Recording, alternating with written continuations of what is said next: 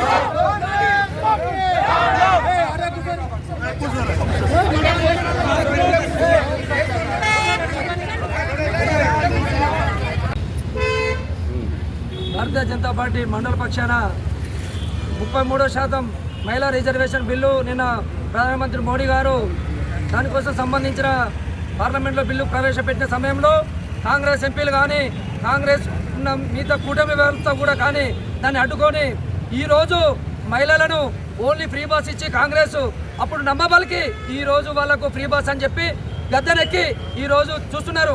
33% అని చెప్పి ఇదే గ్రామ పంచాయతీలలో కానీ రేపు ఎమ్మెల్యే వ్యవస్థలో కూడా గ్రామ పంచాయతీలకు ఇట్లా వస్తుంటే వాళ్ళకి ఏం సీట్ రాలే కనుక ఇప్పుడు వీళ్ళు ఎమ్మెల్యేకి వస్తే మా ఆటలు సాగవు. ఎందుకంటే వాళ్ళు వంటింట్లోనే ఉండాలి. వంటింట్లో ఉంటే వాళ్ళకి ఏం తెలియదు. ఎందుకంటే మేము చెప్పింది వినుకుంటా మాకు ఓట్లు వేసుకుంటూ పోతారు. ఎందుకంటే మొన్న వేసిందంతా మహిళలే కనుక వాళ్ళకి ఆ భయం వచ్చి ఈరోజు 33% బిల్లుకు వాళ్ళు అడ్డు చెప్తున్నారు.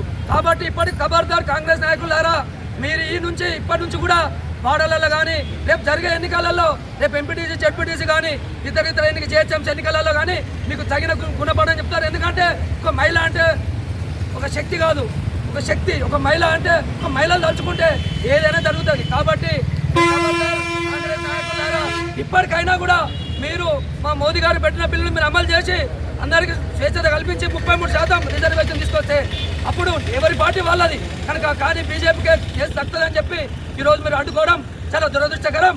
కాబట్టి కాంగ్రెస్ నాయకులను ఈ కాంజ రోడ్డు మీద తిరగనియరు. ఎందుకంటే రేపు రాబోయే ఎన్నికలలో మంత్రులు వచ్చిన మన మండలానికి వివిధ కౌన్సిలర్లు కూడా వార్డులో తిరగనియద్దు. ఎందుకంటే వాళ్ళు కూడా ఉన్నారు, వాళ్ళలో కూడా లేడీస్ ఉన్నారు. కాబట్టి మీరు కూడా గమనించి ఈరోజు భారత ప్రధాని గారు ఇంత పెద్ద కార్యక్రమం చేస్తుంటే వీళ్ళందరినీ బాగా ఇబ్బంది పెట్టే కార్యక్రమం చేస్తున్నారు కనుక ఎంపీలను కానీ రాహుల్ గాంధీని కానీ ఇదే విధంగా మీరు అందరూ కూడా గమనించి రేపు రాబోయే ఎన్నికలలో కొంత బుద్ధి చెప్పాలి కాంగ్రెస్ వాళ్ళకి. జై భారత్.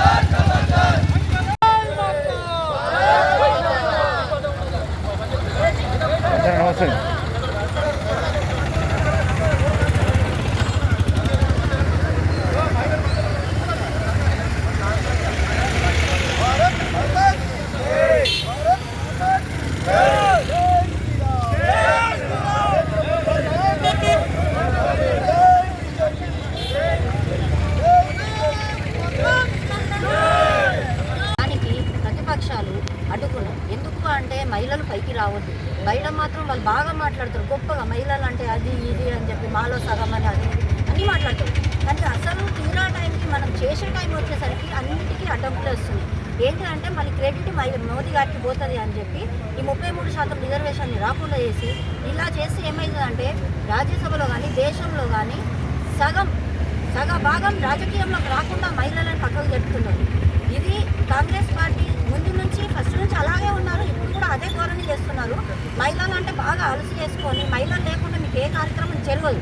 కానీ మీరు ఉన్నది కూడా ఇప్పుడు ఒక మహిళా నేత కిందనే ఉన్నారు, అయినా మహిళలను పైకి రాకుండా చేస్తున్నారు. ఎందుకు అనేది మీకే మీ విఘ్నతకే వదిలేస్తాం.